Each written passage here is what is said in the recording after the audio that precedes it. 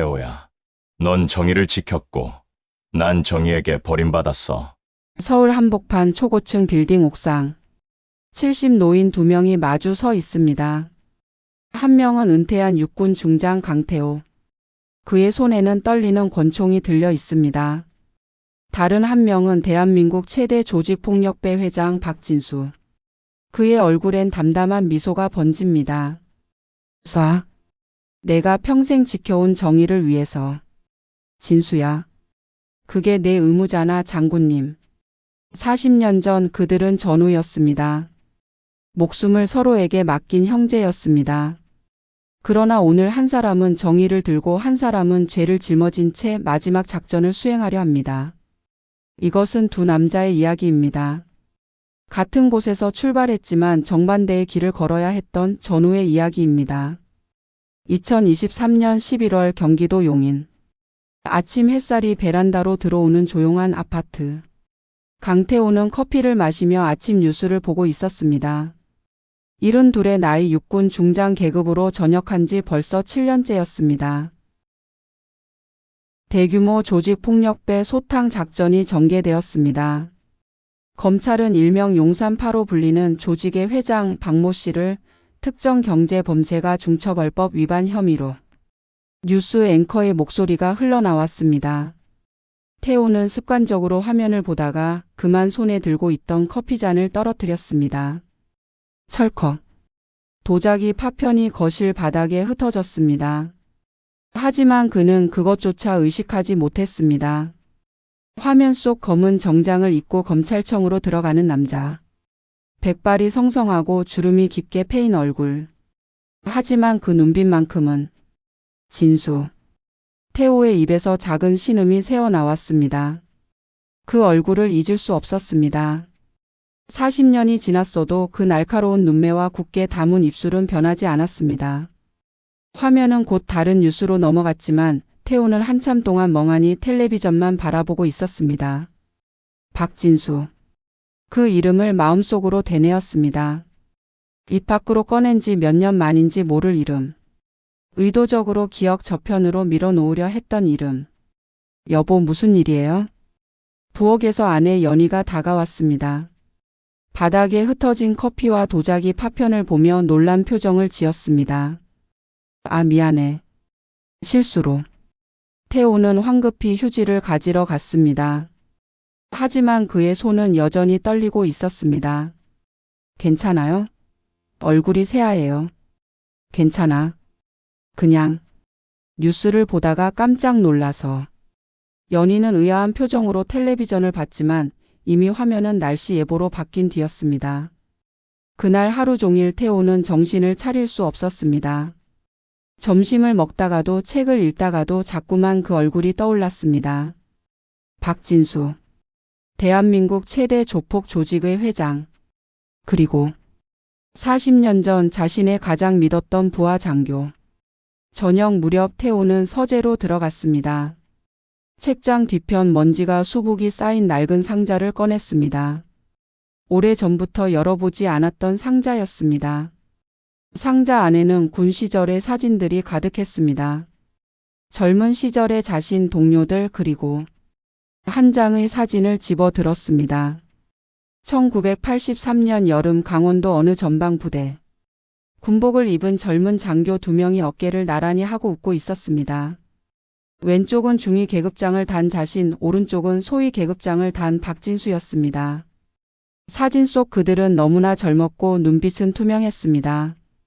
우린 대체 어디서부터 잘못된 걸까? 태호는 사진을 가슴에 안고 천천히 눈을 감았습니다. 그리고 그의 기억은 40년 전 그 뜨거웠던 여름으로 거슬러 올라가기 시작했습니다. 강원도 철원 민간인 통제선 북방. 1983년 6월의 전방은 숨이 막힐 듯 긴장감으로 가득했습니다. 불과 몇 달 전 아웅산 테러가 일어났고 남북 관계는 최악으로 치닫고 있었습니다. GOP 일반 전초소대. 가장 북쪽 가장 위험한 그곳에 배치된 소대원들의 얼굴은 하나같이 경직되어 있었습니다. 중위님, 신임 소대장님 오셨습니다. 부소대장 하사가 보고했습니다. 강태호 중위는 28배 나이에 GOP 소대장으로 부임했습니다. 육군사관학교를 졸업하고 5년 그는 이미 여러 전방 부대를 거친 베테랑이었습니다. 수고들 많다. 태호는 막사로 들어서며 소대원들을 둘러봤습니다. 20명 남짓한 병사들. 그들의 평균 나이는 22 아직 어린 청춘들이었습니다. 소대장님, 오늘 저녁 새로운 부소대장도 부임한답니다. 그래? 누군데? 육사 출신이라고 들었습니다. 나이도 어리다던데. 오후 5시쯤 한 대의 지프차가 소대 앞에 멈춰 섰습니다. 차에서 내린 젊은 장교. 소위 계급장을 단 그는 25살, 태호보다 3살 어렸습니다. 박진수 소위 보고합니다. 강태호 중이다. 잘 부탁한다. 두 사람이 처음 악수를 나눈 순간이었습니다. 진수의 손은 거칠고 단단했습니다. 태호는 그의 눈을 봤습니다. 맑고 강렬한 눈빛. 두려움이 없어 보였습니다. 육사 몇 기야? 39기입니다. 나는 35기고. 여긴 GOP야. 내가 지금껏 있던 곳과는 다를 거다.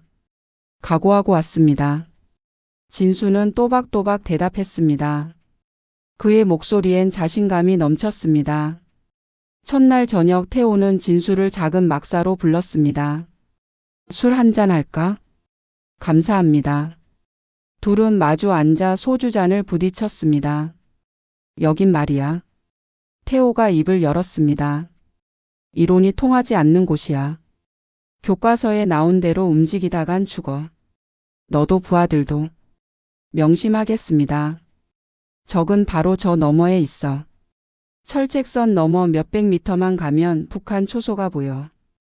우린 매일 밤 그들과 눈을 맞대고 있는 거야. 진수는 진지한 표정으로 고개를 끄덕였습니다.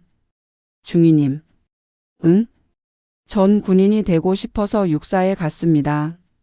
진수가 말했습니다. 제 아버지는 6.25 때 전사하셨어요. 전 아버지 얼굴도 모릅니다. 어머니는 저를 키우시느라 평생 고생하셨고요. 전 이 나라를 지키는 게 제 사명이라고 생각합니다. 그게 아버지께 보답하는 길이고 어머니를 위하는 길이라고요. 태호는 진수의 눈을 봤습니다. 진심이었습니다. 저 눈빛은 거짓이 아니었습니다. 좋은 마음가짐이야. 근데 진수. 예. 여기선 이상만으론 살아남을 수 없어. 현실을 봐야 해. 부하들을 살려야 하고 내 자신도 살아야 하거든. 알겠습니다. 그날 밤 둘은 새벽까지 이야기를 나눴습니다. 태호는 진수가 마음에 들었습니다. 순수하지만 나약하지 않았고 이상을 품었지만 맹목적이지 않았습니다. 그리고 진수는 태호를 존경했습니다. 나이는 3살 많았지만 그의 경험과 판단력은 훨씬 위에 있었습니다. 그렇게 두 사람의 인연이 시작되었습니다. 1983년 8월 15일 밤. 그날은 광복절이었습니다. 하지만 GOP에는 경축일도 휴일도 없었습니다. 오히려 더 긴장해야 하는 날이었습니다.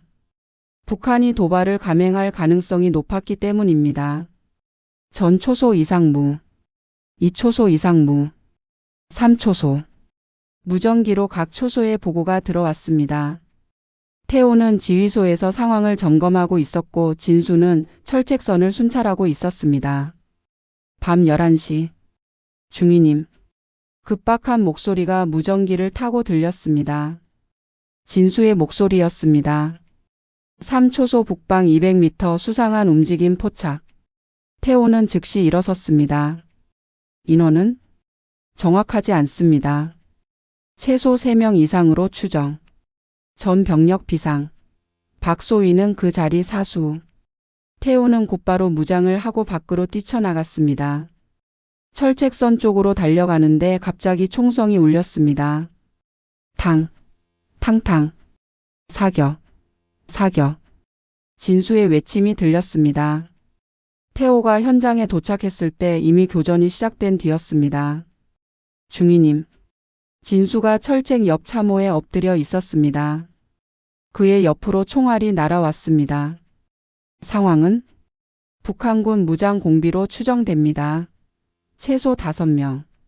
태호는 재빨리 주변을 살폈습니다.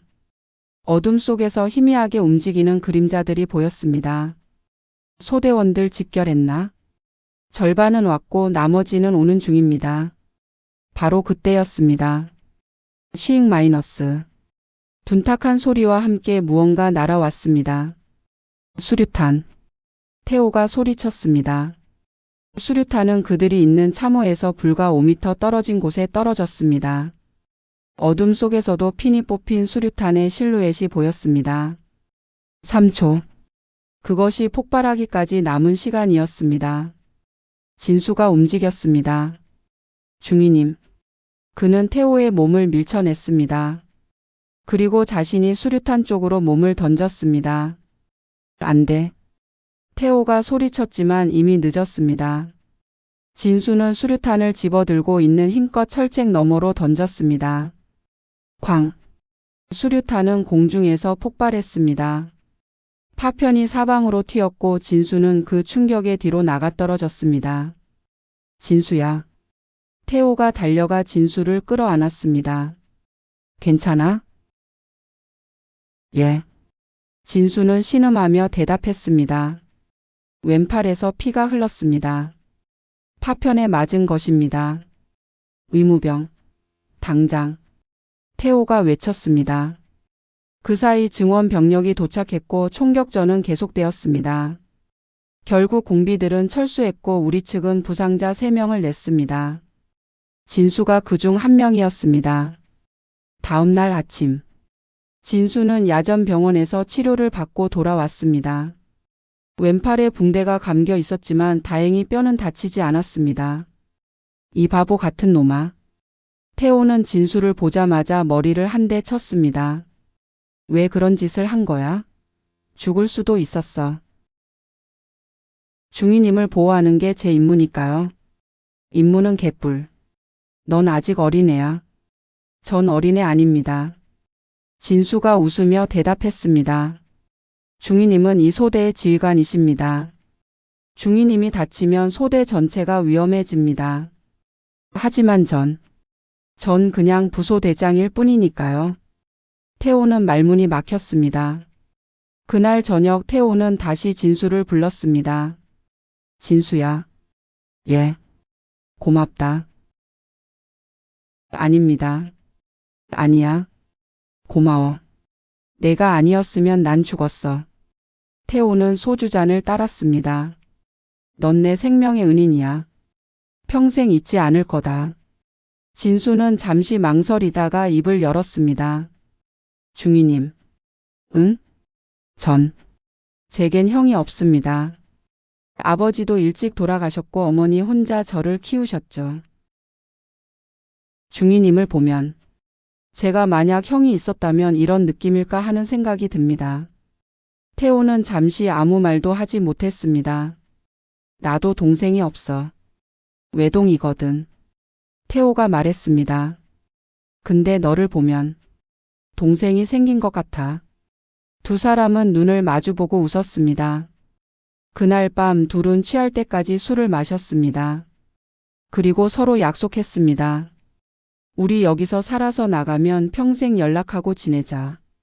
당연하죠. 중위님은 제 은인이십니다. 아니야. 우린 전우야. 형제고. 예. 형님.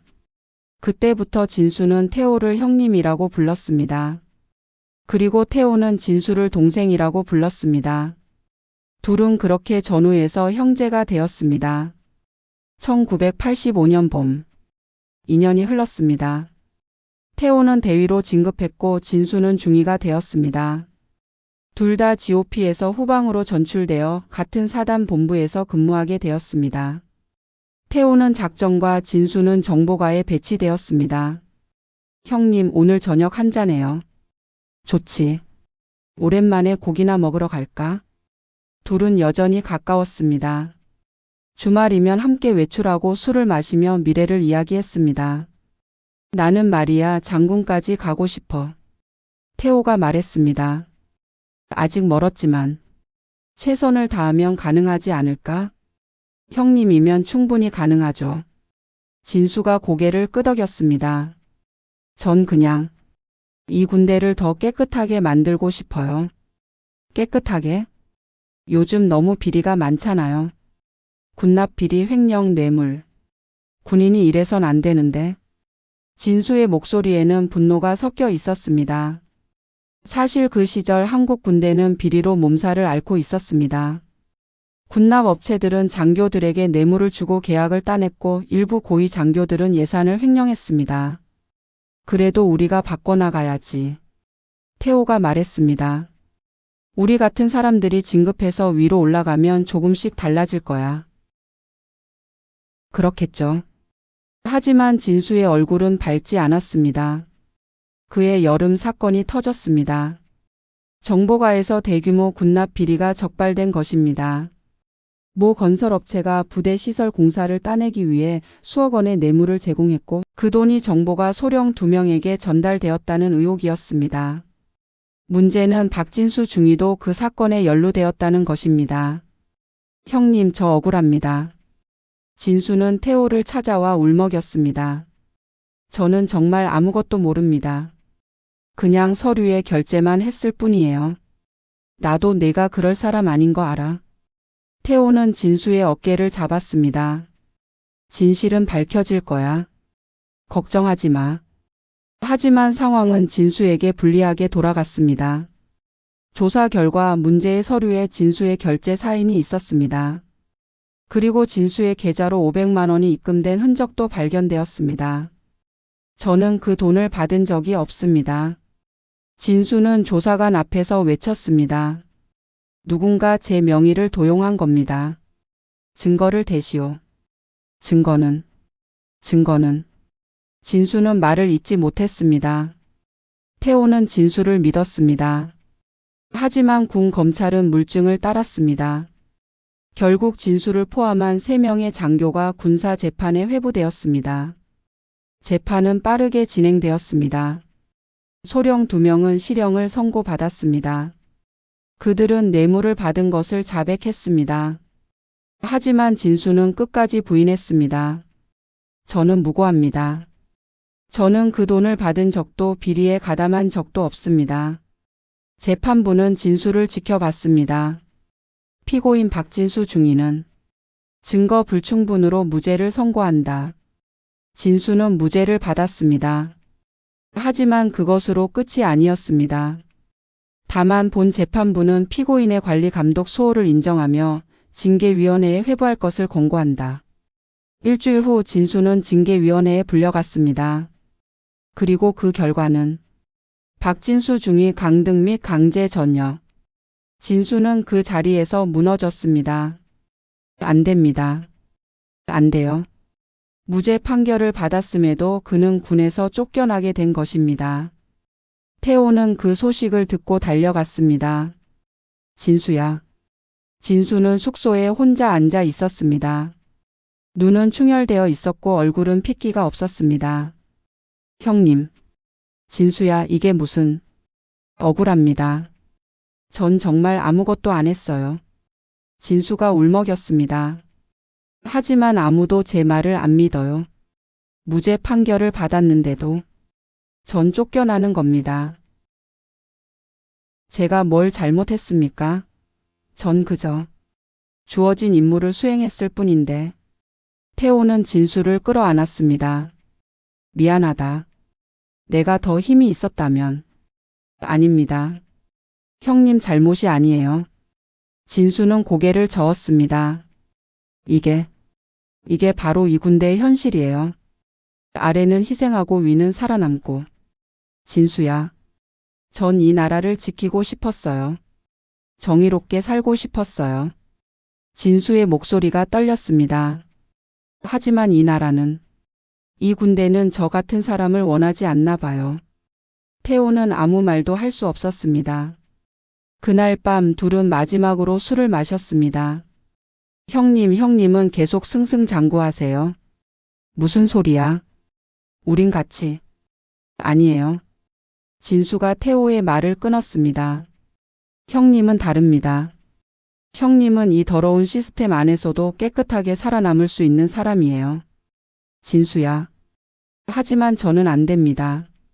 전 이미 낙인 계속 오전 816 이 찍혔으니까요. 진수는 쓸쓸하게 웃었습니다. 형님 평생 은혜 잊지 않겠습니다.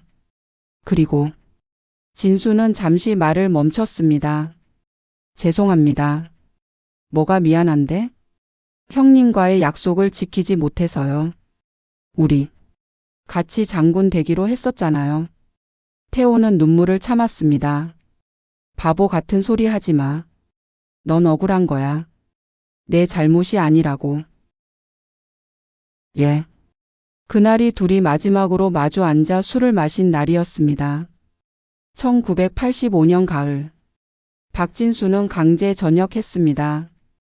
군복을 벗는 날 그는 아무에게도 인사하지 않았습니다. 태호만이 부대 정문 앞에서 그를 기다리고 있었습니다. 진수야. 형님. 오셨어요. 이거 받아.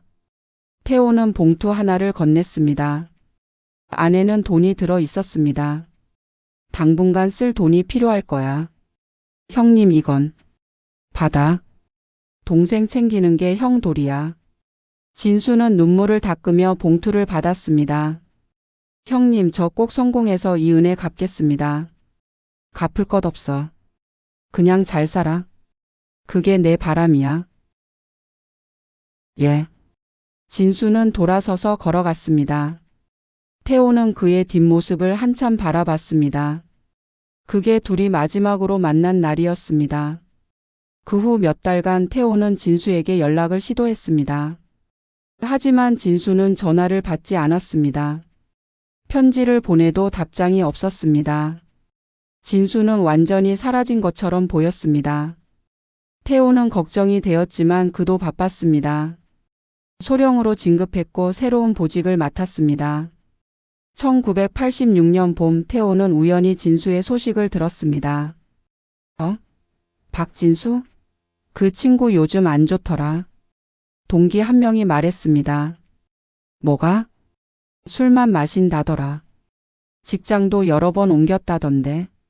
좀 방황하는 것 같더라고. 태호는 마음이 무거웠습니다. 진수야. 너무 힘들어하는 거 아니야? 하지만 그는 진수에게 더 이상 연락하지 않았습니다. 진수가 원하지 않는다면 그것도 그의 선택이라고 생각했습니다. 세월이 흘렀습니다. 1987년 태호는 중령이 되었습니다. 1990년 대령이 되었습니다. 그는 승승장구했습니다. 능력도 있었고 운도 좋았습니다. 하지만 마음 한구석엔 항상 진수가 있었습니다. 진수, 넌 지금 어디서 뭘 하고 있을까? 그러던 어느 날이었습니다. 1992년 여름 태호는 군 검찰부에서 온 전화를 받았습니다. 강태호 대령님이십니까? 네, 그런데요. 1985년 군납 비리 사건 관련해서 재조사를 하고 있습니다. 혹시 시간 내주실 수 있으십니까? 재조사요? 태호는 놀랐습니다. 네, 새로운 증거가 나와서요. 다음 날 태호는 군 검찰청으로 갔습니다. 조사관이 그에게 파일 하나를 건넸습니다. 이걸 보시죠. 파일 안에는 당시 비리 사건의 진짜 주범이었던 이모 소령의 진술서가 들어 있었습니다. 태호는 그 내용을 읽다가 손이 떨렸습니다. 박진수 중위는 무고했습니다. 그는 아무것도 몰랐습니다. 우리가 그의 명의를 도용해서 계좌를 만들고 돈을 입금한 것입니다. 그를 희생양으로 만든 것입니다. 이게 무슨... 당시 사단장이었던 김모 장군이 배후에 있었습니다. 그는 비리의 실제 배후였고 박진수 중위를 희생시켜 자신을 보호한 것입니다. 태호는 파일을 읽으며 분노가 치밀었습니다. 진수는 정말로 무고했던 것입니다. 그는 조직의 희생양이었습니다. 대령님, 혹시 박진수 씨 연락처 아십니까? 조사관이 물었습니다. 우리가 그에게 사과하고 복직 절차를 밟아야 합니다. 연락처는 모릅니다. 오래 연락을 못했어요. 그렇습니까? 저희가 찾아보겠습니다. 태호는 검찰청을 나와 곧바로 진수를 찾기 시작했습니다. 하지만 진수는 찾을 수 없었습니다. 그가 마지막으로 살던 집은 이미 비어 있었고 아무도 그의 행방을 알지 못했습니다. 진수야, 넌 어디 있는 거야? 태호는 몇 달간 진수를 찾았지만 결국 포기할 수밖에 없었습니다. 그리고 세월은 또 흘렀습니다. 태호는 진급을 거듭했습니다. 1995년 준장, 2000년 소장, 2005년 중장, 그리고 2016년 그는 중장 계급으로 전역했습니다. 40년 군 생활의 끝이었습니다. 저녁식 날 태호는 군복을 벗으며 생각했습니다. 진수야, 미안하다. 내가 억울하게 쫓겨났을 때 내가 더 힘이 있었다면. 하지만 이미 늦었습니다. 진수는 어디론가 사라졌고 태호는 그를 찾을 수 없었습니다. 1986년 서울 영등포. 박진수는 작은 고시원 방에 누워 있었습니다. 천장을 멍하니 바라보며 그는 생각했습니다. 이게 내 인생인가? 28배 나이에 그는 모든 것을 잃었습니다. 군인이라는 꿈, 명예, 그리고 미래. 냉장고에는 소주병 몇 개만 덩그러니 놓여 있었습니다. 똑똑. 문을 두드리는 소리가 들렸습니다. 진수야, 나야. 어머니의 목소리였습니다. 진수는 천천히 일어나 문을 열었습니다. 어머니. 얘야. 어머니는 아들의 얼굴을 보고 눈물을 흘렸습니다. 수척해진 얼굴, 충혈된 눈, 무너진 어깨. 왜 이렇게 됐니? 우리 아들이. 죄송합니다, 어머니. 진수는 고개를 숙였습니다. 제가 무능해서. 아니야. 내 잘못이 아니야. 어머니는 아들을 끌어안았습니다. 넌 억울한 거야. 내가 뭘 잘못했니? 하지만 어머니, 전 이제 아무것도 아니에요. 군에서 쫓겨난 장교, 비리 혐의를 받았던 사람. 누가 저를 써주겠어요? 그래도 살아야지. 포기하면 안 돼. 어머니는 가방에서 도시락을 꺼냈습니다. 어머니가 밥 해왔어. 먹어라. 감사합니다. 진수는 도시락을 받아들었습니다. 하지만 식욕은 없었습니다. 그날 밤 진수는 한강 다리 위에 서 있었습니다. 아래로 흐르는 검은 물을 보며 그는 생각했습니다. 이렇게 끝내버릴까? 뛰어내리면 모든 게 끝날 것 같았습니다. 고통도 수치도 분노도. 하지만 그때 어머니의 얼굴이 떠올랐습니다. 늙고 주름진 어머니의 얼굴. 평생 자신을 위해 희생한 어머니. 안 돼. 어머니를 이렇게 보낼 순 없어. 진수는 다리 난간에서 손을 떼었습니다. 그리고 천천히 돌아섰습니다. 살아야 해. 어떻게든 살아야 해. 다음 날부터 진수는 일자리를 찾기 시작했습니다. 하지만 쉽지 않았습니다. 군대에서 불명예 제대하셨다고요? 네. 하지만 무죄 판결을 받았습니다. 그래도 곤란한데요. 저희는 이미지가 중요한 회사라서. 번번이 거절당했습니다. 결국 진수는 건설 현장에서 일을 시작했습니다. 날품팔이 노동자로. 육사를 나온 장교가 이제는 삽을 들고 흙을 파는 일꾼이 되었습니다. 야, 새끼야, 빨리 안 움직여? 현장 감독이 고함을 쳤습니다. 진수는 이를 악물고 일했습니다. 이게 내 인생인가? 하지만 참았습니다. 어머니를 위해서라도 살아야 했으니까요. 그러던 어느 날이었습니다. 현장에서 사고가 났습니다. 크레인이 무너지며 인부 한 명이 깔린 것입니다. 사람 살려. 빨리 119 불러. 모두가 당황해서 우왕좌왕할 때 진수가 움직였습니다. 그는 군대에서 배운 응급처치 기술을 활용해 깔린 인부를 구조했습니다. 저기 철근 들어 올려. 둘이서. 그 사람 다리 먼저 빼내고. 지혈. 천으로 지혈해. 진수의 침착한 지시 덕분에 인부는 목숨을 건졌습니다. 야, 너. 어디서 배운 거야? 현장 소장이 물었습니다. 군대에서 배웠습니다. 군대? 넌 뭐였는데? 장교였습니다. 장교가 왜 여기서 일해?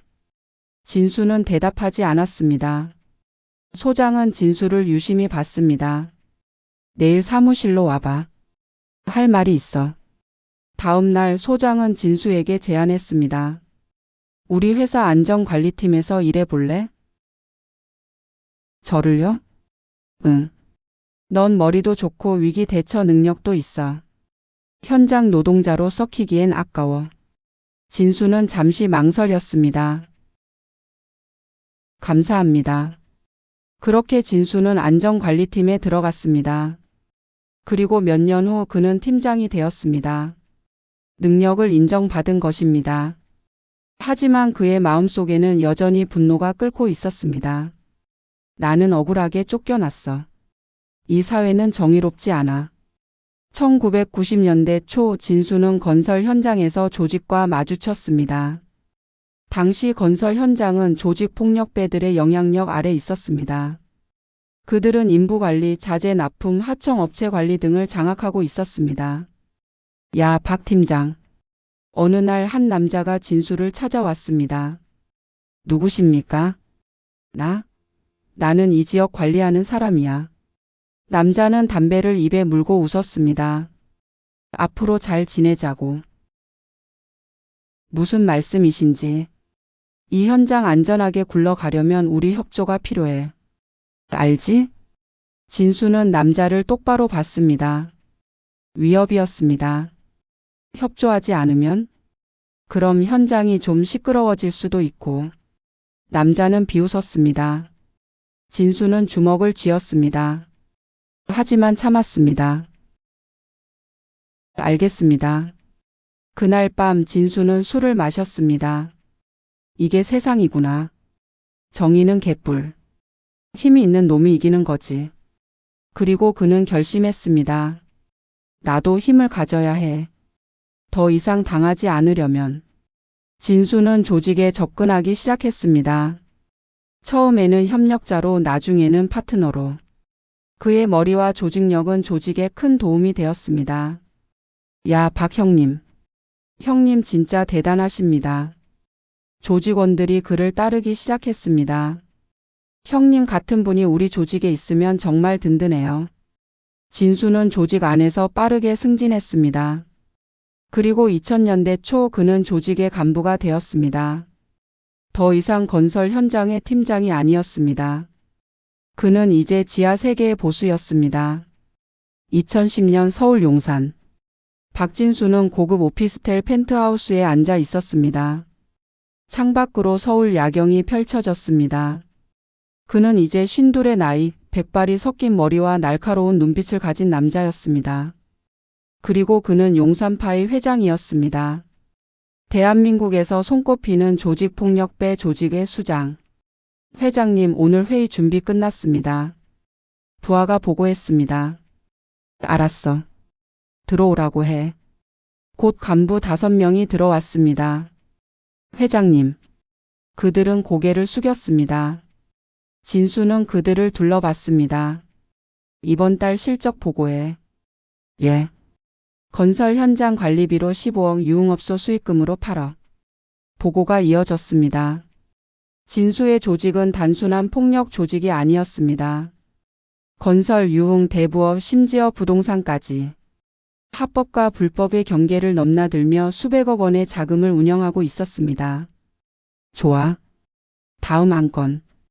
진수는 냉정하게 회의를 진행했습니다. 군대에서 배운 조직 관리 능력이 여기서 빛을 발했습니다. 그는 감정적이지 않았습니다.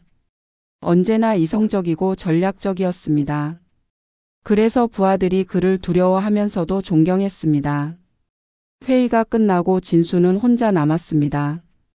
그는 소파에 앉아 위스키를 마셨습니다. 창밖의 서울을 바라보며 그는 생각했습니다.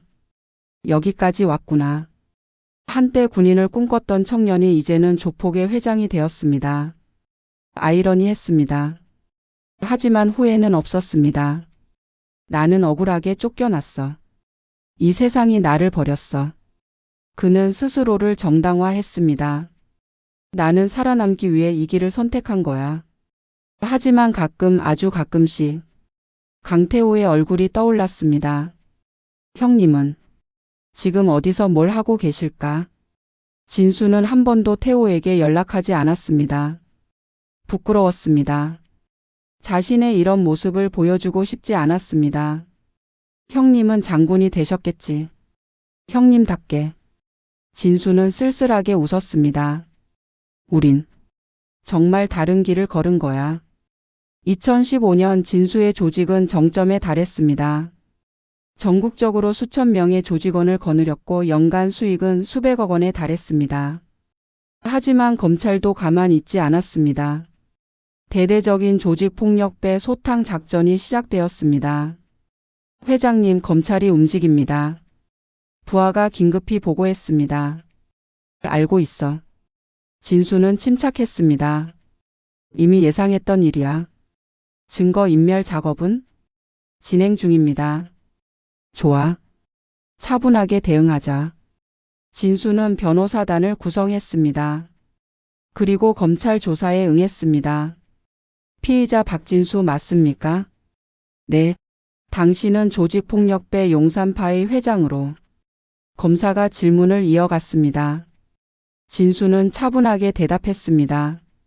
그는 법의 허점을 잘 알고 있었습니다. 군대에서 배운 지식과 수십 년간 쌓은 경험이 그를 보호했습니다. 결국 검찰은 일부 혐의만 입증할 수 있었습니다. 진수는 집행유예를 선고받았습니다. 감옥에 가지 않았습니다. 회장님, 축하드립니다. 부하들이 환호했습니다. 하지만 진수는 웃지 않았습니다. 이게 끝이 아니야. 검찰은 계속 나를 노릴 거야. 그리고 그의 예상은 맞았습니다. 2023년 검찰은 다시 움직였습니다. 이번에는 더 큰 규모의 수사였습니다.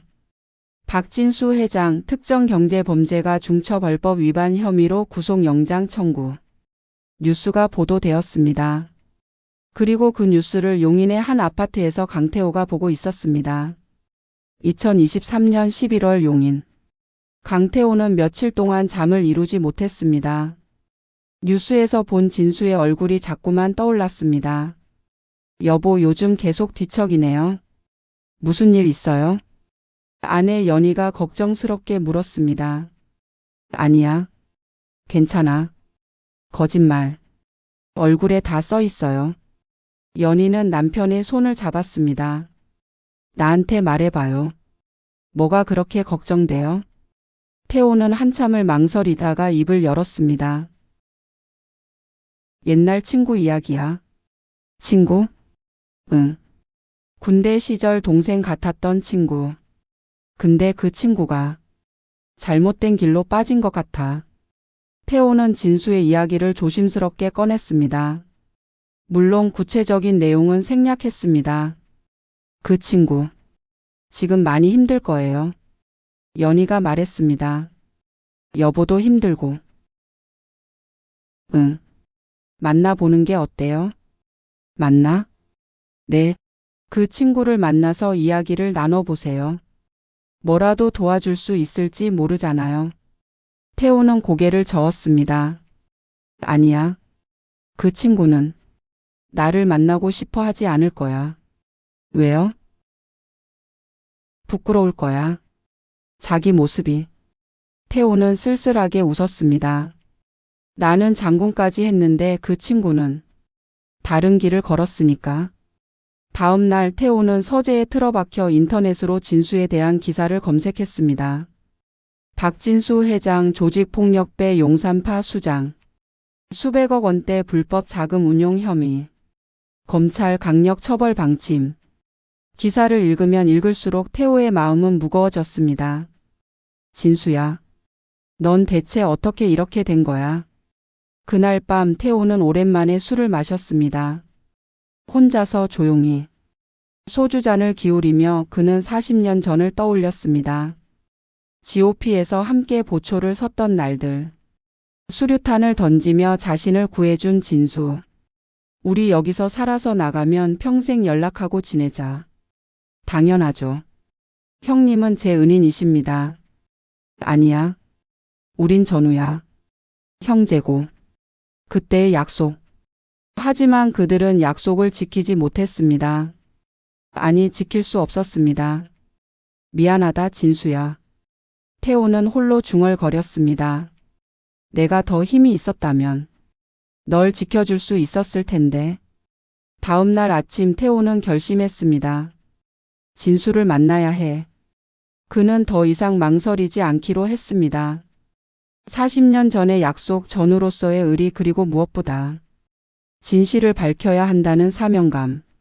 진수는 억울하게 쫓겨났어. 그 진실을 밝혀줘야 해. 태호는 인터넷으로 진수의 변호사 사무실을 찾았습니다. 그리고 전화를 걸었습니다.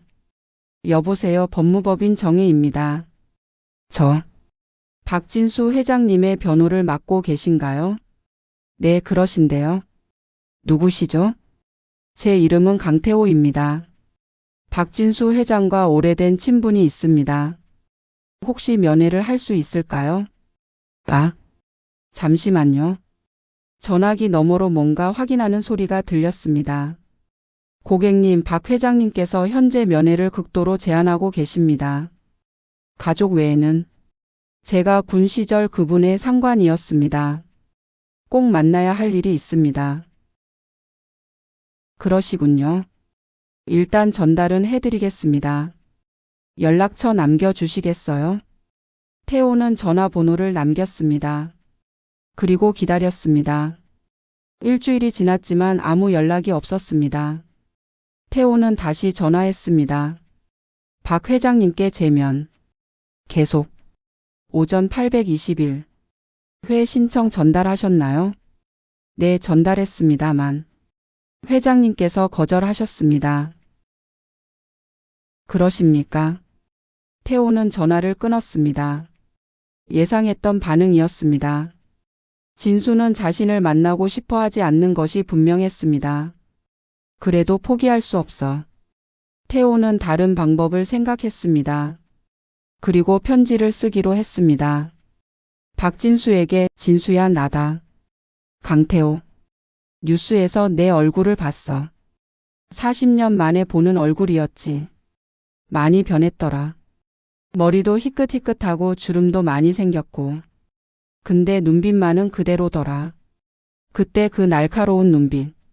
진수야, 나는 내가 억울하게 쫓겨났다는 걸 알아.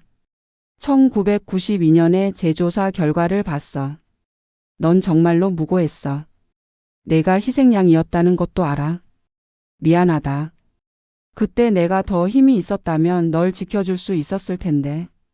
진수야, 나를 만나줄 수 있겠니? 우리 40년 만에 술 한잔 하자. 옛날처럼 말이야. 기다리고 있을게. 강태호. 태호는 편지를 봉투에 넣어 변호사 사무실로 보냈습니다. 그리고 다시 기다렸습니다. 이번에는 답장이 왔습니다. 형님께 편지 잘 받았습니다. 40년 만에 받는 형님의 편지네요. 형님, 저를 찾지 마세요. 저는 이제 형님이 알던 박진수가 아닙니다. 저는 조폭입니다. 범죄자입니다. 형님은 장군이셨고 저는 조직의 회장입니다. 우린 너무 다른 길을 걸었습니다. 제발 저를 잊어주세요. 그게 형님을 위한 일입니다. 박진수. 태호는 편지를 읽고 눈물을 흘렸습니다. 이 바보 같은 놈아. 하지만 포기하지 않았습니다. 그는 다시 편지를 썼습니다. 그리고 또 썼습니다. 일주일에 한 번씩 그는 진수에게 편지를 보냈습니다. 진수는 답장하지 않았습니다. 하지만 태호는 계속 편지를 썼습니다. 석 달이 지났습니다. 그리고 어느 날 진수에게서 짧은 메시지가 왔습니다. 형님, 면회 오세요. 일요일 오후 2시. 태호는 메시지를 보고 한참을 멍하니 앉아 있었습니다. 드디어 만날 수 있구나. 일요일이 오기까지 그는 매일 밤 잠을 설쳤습니다. 진수를 만나면 무슨 말을 해야 할지 수없이 고민했습니다. 그리고 드디어 그날이 왔습니다. 2024년 2월 서울구치소. 강태호는 구치소 정문 앞에 서 있었습니다. 일요일 오후 면회 시간. 그는 깊게 숨을 들이쉬고 안으로 들어갔습니다. 면회 신청서를 작성하고 신원 확인을 마쳤습니다. 강태호님 12번 창구로 가세요. 안내를 받고 태호는 면회실로 향했습니다. 가슴이 뛰었습니다. 40년 만에 재회. 면회실은 유리벽으로 나뉘어 있었습니다. 태호는 12번 창구 앞에 앉았습니다. 그리고 기다렸습니다. 잠시 후 저편 문이 열렸습니다. 수의를 입은 남자가 들어왔습니다. 백발의 노인. 하지만 그 얼굴은 진수야. 태호의 입에서 떨리는 목소리가 나왔습니다. 박진수는 천천히 의자에 앉았습니다. 두 사람은 유리벽을 사이에 두고 마주 봤습니다. 한참 동안 아무도 말을 하지 못했습니다. 그저 서로의 얼굴을 바라볼 뿐이었습니다. 오랜만입니다, 형님. 진수가 먼저 입을 열었습니다. 그래. 오랜만이다. 태호는 눈물을 참았습니다. 많이 늙었구나. 형님도 많이 늙으셨네요. 둘은 쓸쓸하게 웃었습니다. 진수야. 예. 미안하다. 태호가 말했습니다. 그때 내가 널 지켜주지 못해서. 형님 잘못이 아닙니다. 진수가 고개를 저었습니다. 저는 제 길을 선택했을 뿐이에요. 아니야. 넌 억울하게 쫓겨났어. 내 선택이 아니었어. 그래도 이 길로 온 건 제 선택입니다. 진수의 목소리는 담담했습니다. 형님, 저는 후회하지 않습니다. 진수야. 군대에서 쫓겨나고 저는 깨달았어요. 정에 같은 건 없다는 걸요. 진수가 말을 이었습니다. 이 세상은 힘 있는 놈이 이기는 곳입니다. 정의는 그냥 강자의 변명일 뿐이에요. 그렇지 않아. 태호가 반박했습니다. 정의는 있어. 내가 억울하게 쫓겨난 것도 결국 밝혀졌잖아. 그래서요? 그게 제 인생을 바꿔줬나요? 진수가 비웃었습니다. 이미 늦었어요. 전 이미 이 길로 와버렸는걸요. 태호는 할 말이 없었습니다. 잠시 침묵이 흘렀습니다. 형님은 왜 저를 찾으신 겁니까? 진수가 물었습니다. 동정하러 오신 거예요? 아니면 훈계하러 오신 겁니까? 아니야. 태호가 고개를 저었습니다. 난 그냥 내가 궁금했어. 어떻게 지냈는지, 지금은 어떤 마음인지. 그리고 말이야, 진수야. 태호가 진지한 표정으로 말했습니다. 난 내가 완전히 나쁜 사람이 됐다고 생각하지 않아. 왜요? 내 눈빛 때문이야. 태호가 진수의 눈을 똑바로 봤습니다. 넌 여전히 그때처럼 맑은 눈을 하고 있어. 악한 사람의 눈이 아니야. 진수는 잠시 당황한 표정을 지었습니다. 형님은 여전히 순진하시네요. 순진한 게 아니야. 난 사람을 보는 눈이 있어. 태호가 단호하게 말했습니다. 넌 악인이 아니야, 진수야. 넌 그냥 잘못된 선택을 했을 뿐이야. 선택이든 뭐든 이미 끝난 일입니다. 아니야. 아직 끝나지 않았어. 무슨 말씀이신지. 진수야, 나한테 진실을 말해줘. 태호가 몸을 앞으로 기울였습니다. 1985년 그 사건 정말 내가 모르는 일이었지? 예. 누가 널 희생양으로 만든 거야? 진수는 잠시 망설였습니다. 형님, 알아서 뭐 하시게요? 밝혀야 해. 진실은 밝혀져야 해. 이미 늦었어요. 40년이나 지났는데. 늦지 않았어. 태호가 단호하게 말했습니다. 난 진실을 밝힐 거야. 그리고 내 명예를 회복시켜 줄 거야. 형님. 진수야, 나를 믿어줄 수 있겠니? 태호의 눈빛은 진지했습니다. 진수는 한참 그를 바라봤습니다. 그리고 천천히 입을 열었습니다. 형님, 제가 말씀드릴게요. 하지만 형님도 위험해질 수 있습니다. 상관없어. 정말로요? 응. 우린 전우잖아. 진수의 눈에 눈물이 맺혔습니다. 감사합니다, 형님. 그리고 진수는 이야기하기 시작했습니다. 1985년 그 사건의 진실. 그를 희생양으로 만든 사람들. 그리고 그 배후에 있던 거대한 비리 조직. 태호는 진수의 이야기를 들으며 분노가 치밀었습니다. 이런 더러운 놈들. 면회 시간은 30분이었습니다. 너무 짧았습니다. 형님, 시간이 다 됐습니다. 진수가 말했습니다. 알았어. 나 다시 올게. 형님, 위험한 일은 하지 마세요. 걱정 마. 난 장군이었어. 이 정도는 문제 없어. 태호는 웃었습니다. 진수야, 조금만 기다려. 내가 반드시 진실을 밝힐 테니까.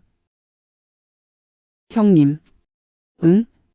형님은 여전히 제 영웅이십니다. 진수가 조용히 말했습니다. 태호는 눈물을 닦으며 고개를 끄덕였습니다. 면회가 끝나고 태호는 구치소를 나왔습니다. 그리고 결심했습니다. 진실을 밝히겠어. 반드시. 2024년 3월. 강태호는 본격적으로 조사를 시작했습니다. 1985년 비리 사건의 자료를 모으고 당시 관련자들을 추적했습니다. 여보, 요즘 너무 무리하는 거 아니에요? 아내 연희가 걱정했습니다. 괜찮아. 난 해야 할 일이 있어. 태호는 매일 국립도서관과 국가기록원을 다녔습니다. 당시 신문 기사를 찾고 군사재판 기록을 열람했습니다. 그리고 당시 사건에 연루되었던 사람들의 명단을 작성했습니다. 이 중에서 살아있는 사람이 누구지? 많은 사람들이 이미 세상을 떠났습니다. 하지만 몇 명은 아직 살아 있었습니다. 태호는 그들을 하나씩 찾아갔습니다. 안녕하십니까? 강태호 예비역 중장입니다. 아, 장군님. 무슨 일로?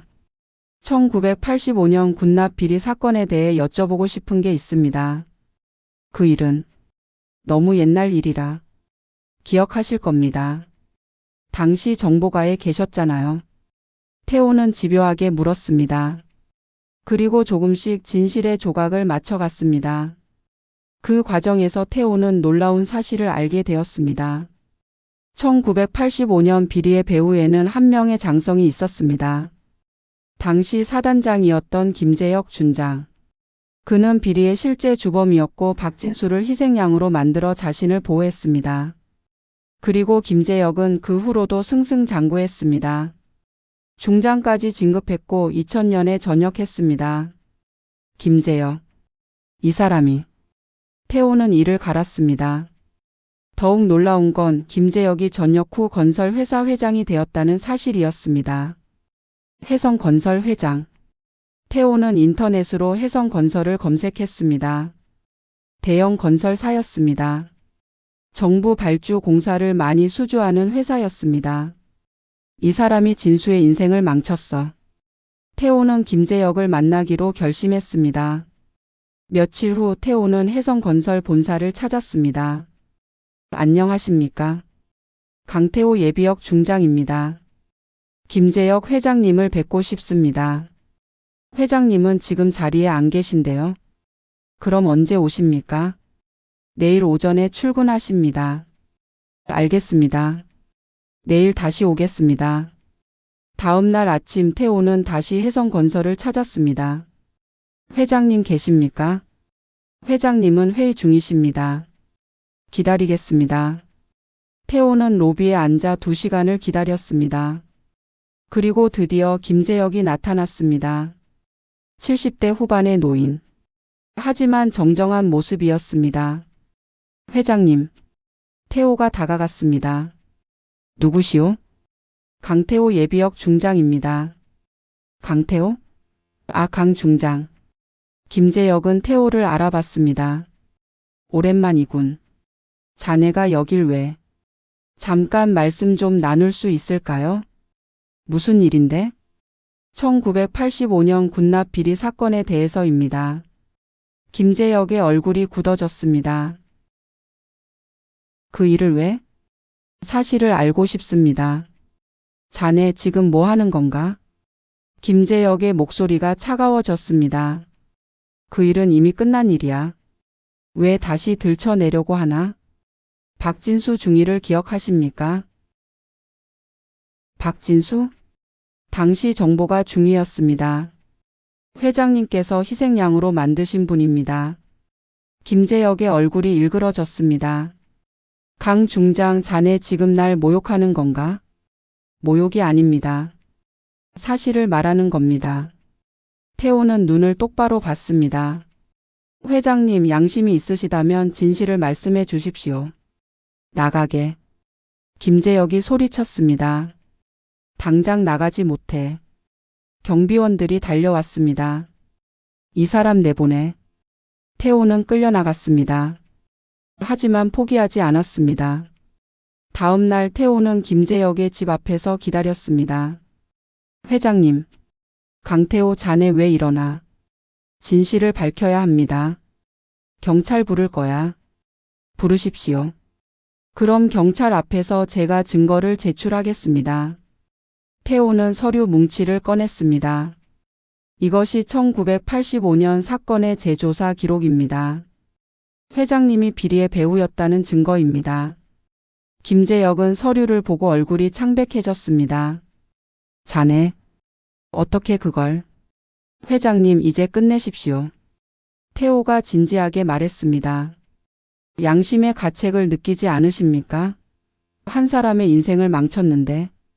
김재혁은 한참 동안 아무 말도 하지 못했습니다. 들어오게. 김재혁이 한숨을 쉬며 말했습니다. 이야기나 하지. 둘은 김재혁의 서재로 들어갔습니다. 자네 커피라도. 괜찮습니다. 태호는 자리에 앉았습니다. 회장님, 진실을 말씀해 주십시오. 김재혁은 창밖을 바라봤습니다. 그래. 내가 했네. 박진수를 희생양으로 만든 것도 비리의 주범이었던 것도 모두 나야. 김재혁이 인정했습니다. 하지만 나는 살아남아야 했어. 가족도 있었고 미래도 있었으니까. 그래서 무고한 사람을 희생시킨 겁니까? 미안하네. 김재혁이 고개를 숙였습니다. 정말 미안해. 하지만 이미 지난 일이야. 아닙니다. 아직 끝나지 않았습니다. 태호가 말했습니다. 회장님, 진실을 공개하십시오. 박진수의 명예를 회복시켜 주십시오. 그럴 순 없네. 김재혁이 고개를 저었습니다. 그러면 나도 끝장이야. 내 명예도 재산도 모두 잃게 돼. 그게 당연한 겁니다. 태호가 소리쳤습니다. 회장님은 죄를 지었습니다. 그 대가를 치러야 합니다. 강 중장. 회장님, 제발 양심을 따르십시오. 태호는 간곡히 부탁했습니다. 김재혁은 한참을 고민하다가 입을 열었습니다. 한 가지 제안이 있네. 제안이요? 박진수에게 보상금을 주지. 10억 아니 20억도 괜찮아. 대신 이 일은 묻어주게. 회장님. 태호는 실망한 표정을 지었습니다. 회장님도 군인이셨습니다.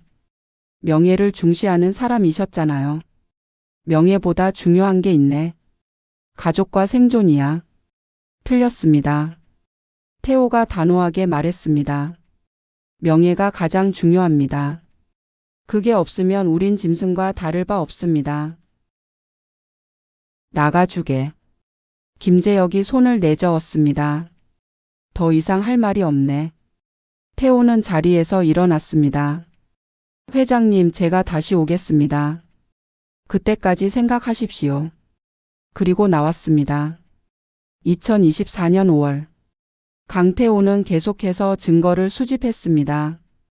당시 사건 관련자들의 증언을 녹취하고 문서를 복사했습니다. 그리고 언론사에 제보하기로 결심했습니다. 안녕하십니까? 저는 강태호라고 합니다. 네, 무슨 일로 연락하셨나요? 1985년 군납 비리 사건에 대한 제보가 있습니다. 아, 그 사건요? 옛날 일인데. 하지만 진실이 밝혀지지 않았습니다. 그리고 그 사건 때문에 억울하게 희생된 사람이 있습니다. 기자는 흥미를 보였습니다. 자세히 말씀해 주시겠어요? 태호는 진수의 이야기를 들려줬습니다. 그리고 김재혁의 비리를 폭로했습니다. 이건 대단한 특종인데요. 기자가 놀란 표정을 지었습니다. 혜성건설 회장이 과거군 비리의 주범이었다니. 증거가 있습니다. 태호는 서류를 건넸습니다. 이것이 제 조사 기록이고 이게 당시 증언들입니다. 기자는 서류를 검토했습니다. 이거 정말 대단한데요. 기사화하겠습니다. 감사합니다. 일주일 후 기사가 나갔습니다. 1985년 군납 비리 진짜 주범은 따로 있었다. 무고한 장교 희생시키고 승승장구한 장성의 민낯. 기사는 큰 파장을 일으켰습니다. 언론이 들썩였고 국회에서도 조사를 시작했습니다. 김재혁 회장 국회 청문회 출석 요구. 혜성건설 주가 폭락. 김재혁은 궁지에 몰렸습니다. 그리고 마침내 그는 기자회견을 열었습니다. 저는 1985년 군납 비리 사건의 실제 주범이었습니다. 김재혁은 카메라 앞에서 고백했습니다. 당시 박진수 중위를 희생양으로 만들어 저 자신을 보호했습니다. 진심으로 사과드립니다. 전국이 충격에 빠졌습니다. 그리고 박진수의 이름이 다시 뉴스에 올랐습니다. 억울하게 쫓겨난 장교 40년 만에 명예회복. 조폭 회장이 된 비운의 엘리트 장교. 태호는 뉴스를 보며 눈물을 흘렸습니다. 드디어 진실이 밝혀졌어. 다음 날 태호는 다시 구치소를 찾았습니다. 진수야. 면회실에서 진수를 만났습니다. 형님. 진수의 눈에도 눈물이 맺혀 있었습니다. 뉴스 봤습니다. 형님이 진실을 밝혀주셨군요. 응. 약속했잖아. 태호가 웃었습니다. 내 명예를 회복시켜 준다고. 감사합니다, 형님. 고맙긴. 우린 형제잖아. 두 사람은 유리벽을 사이에 두고 손을 맞댔습니다. 진수야, 이제 내 억울함은 풀렸어. 예. 하지만 내가 걸어온 길은 그건 내가 책임져야 해. 알고 있습니다. 진수가 고개를 끄덕였습니다. 저는 조폭으로 살았고 범죄를 저질렀습니다. 그건 제 선택이었고 제가 대가를 치러야죠. 그래. 하지만 형님 덕분에 저는 마음이 조금 편해졌습니다. 진수가 말했습니다. 적어도 제가 군대에서 쫓겨난 건 제 잘못이 아니었다는 걸 알게 됐으니까요. 진수야. 형님, 한 가지만 더 부탁드려도 될까요? 뭔데? 제 어머니. 아직 살아 계십니다. 진수의 목소리가 떨렸습니다. 86이세요. 요양병원에 계시는데 제가 이렇게 된 걸 알고 많이 슬퍼하십니다. 어머니께 말씀해 주세요. 제가 무고했다는 걸. 제가 나쁜 사람만은 아니었다는 걸. 알았어. 내가 꼭 찾아뵐게. 감사합니다, 형님. 면회가 끝나고 태호는 진수의 어머니를 찾아갔습니다. 경기도의 한 요양병원. 박진수 님이 귀하 또는 지인이 어려운 시간을 보내고 있다면 무료 지원을 받을 수 있습니다. 리소스 찾기. 계속. 오전 830. 보호자시죠? 아닙니다. 친구입니다. 아, 그러시군요. 어머님은 2층입니다. 태호는 2층으로 올라갔습니다.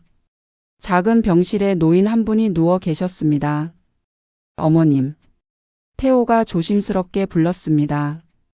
노인은 눈을 떴습니다. 누구세요? 저는 강태호라고 합니다. 진수의 친구입니다. 진수. 우리 진수? 노인의 눈에 생기가 돌았습니다. 진수는 잘 있나요? 예, 잘 있습니다. 태호는 진수의 이야기를 들려줬습니다. 그가 억울하게 쫓겨났던 일 하지만 이제 진실이 밝혀진 일. 노인은 눈물을 흘렸습니다. 우리 진수가 정말 무고했군요. 네, 어머님. 진수는 나쁜 사람이 아닙니다. 고맙습니다. 정말 고맙습니다. 노인은 태호의 손을 꼭 잡았습니다. 우리 진수를 지켜주셔서. 태호는 노인의 손을 잡고 한참을 함께 있었습니다. 2024년 8월 박진수의 재판이 시작되었습니다. 특정경제범죄가 중처벌법 위반, 조직폭력배 활동 등 여러 혐의였습니다. 태호는 매번 재판을 방청했습니다. 피고인 박진수, 최후 진술하시겠습니까? 판사가 물었습니다. 예. 진수가 일어섰습니다. 저는 제가 저지른 죄를 인정합니다. 그의 목소리는 담담했습니다. 저는 조직폭력배로 살았고 불법 행위를 했습니다. 그것은 제 선택이었고 저는 그 대가를 치를 준비가 되어 있습니다. 하지만 한 가지만 말씀드리고 싶습니다. 진수가 방청석에 태호를 봤습니다. 저는 한때 군인이었습니다. 이 나라를 지키고 싶어 했던 사람이었습니다. 하지만 제가 억울하게 쫓겨났을 때 이 사회는 저를 지켜주지 않았습니다. 그래서 저는 잘못된 길을 선택했습니다. 진수의 눈에 눈물이 맺혔습니다. 그것은 변명이 아닙니다. 제 잘못입니다. 하지만 이 사회도 책임이 있다고 생각합니다. 피고인 그만. 저 같은 사람이 더 이상 나오지 않기를 바랍니다. 억울한 사람들이 더 이상 잘못된 길로 빠지지 않기를 바랍니다. 진수는 깊게 고개를 숙였습니다. 이상입니다. 재판부는 잠시 침묵했습니다. 그리고 판결을 내렸습니다. 피고인 박진수에게 징역 8년을 선고한다. 진수는 담담하게 판결을 받아들였습니다. 재판이 끝나고 태호는 진수와 마지막 면회를 했습니다. 8년이면 내가 환갑이 넘어서 나오겠구나. 괜찮습니다. 제가 저지른 죄의 대가니까요. 진수가 웃었습니다. 형님, 저 감옥에서 착하게 지낼게요. 그래. 그리고 나오면. 예? 우리 다시 만나자. 술 한잔 하자고. 형님은 정말. 진수가 눈물을 닦았습니다. 저 같은 사람과 왜 계속 만나시려고 하세요? 넌 내 동생이니까. 태호가 웃었습니다. 전우니까. 형제니까. 감사합니다, 형님. 고맙긴. 8년 후에 보자. 예. 꼭 만나요. 그날이 둘의 마지막 면회였습니다. 2025년 어느 봄날. 강태호는 집 앞 공원을 산책하고 있었습니다. 벚꽃이 만발한 아름다운 날이었습니다. 그는 벤치에 앉아 핸드폰을 꺼냈습니다. 그리고 진수에게 편지를 썼습니다. 군에서는 수감자에게 편지를 보낼 수 있었습니다. 진수야, 잘 지내고 있니? 오늘은 벚꽃이 예쁘게 폈어. 너도 이 아름다운 봄날을 볼 수 있었으면 좋겠다. 8년이 길게 느껴지겠지만 금방 지나갈 거야. 형은 여기서 너를 기다리고 있을게. 그리고 내가 나오는 날 우리 GOP에서 마셨던 그 소주로 건배하자. 형님이. 태호는 편지를 보내고 하늘을 올려다봤습니다. 푸른 하늘에 벚꽃 잎이 흩날렸습니다. 진수야, 힘내. 그는 마음속으로 중얼거렸습니다. 그날 밤 태호는 이상한 전화를 받았습니다. 강태호 중장님이십니까? 네, 그런데요. 저는 국정원 소속입니다. 긴급히 만나 뵙고 싶습니다. 국정원이요? 네. 박진수 씨와 관련된 중요한 정보가 있습니다. 태호는 가슴이 철렁했습니다. 무슨 정보인데요? 전화로는 말씀드리기 곤란합니다.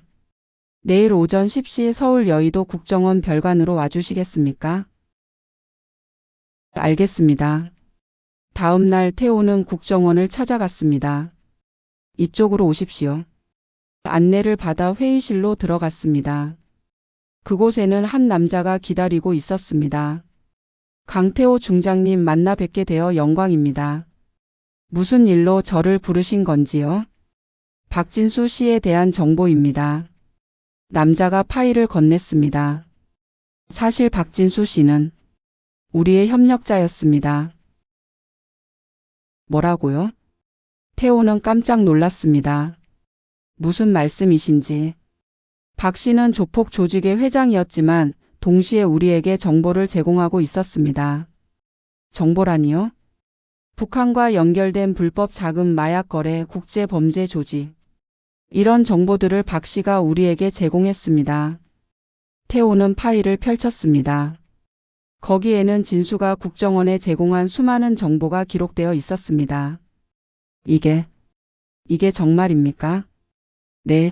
박 씨는 겉으로는 조폭이었지만 실제로는 국가를 위해 일하고 있었습니다. 물론 그가 저지른 범죄는 실제이고 처벌받아야 합니다. 하지만 그의 또 다른 면도 있다는 것을 알려드리고 싶었습니다. 태호는 눈물을 흘렸습니다. 진수야, 넌 끝까지. 그는 여전히 군인의 정신을 가지고 있었습니다. 국정원 요원이 말했습니다. 국가를 위해 헌신하는 정신을요. 태호는 고개를 숙이고 한참을 울었습니다.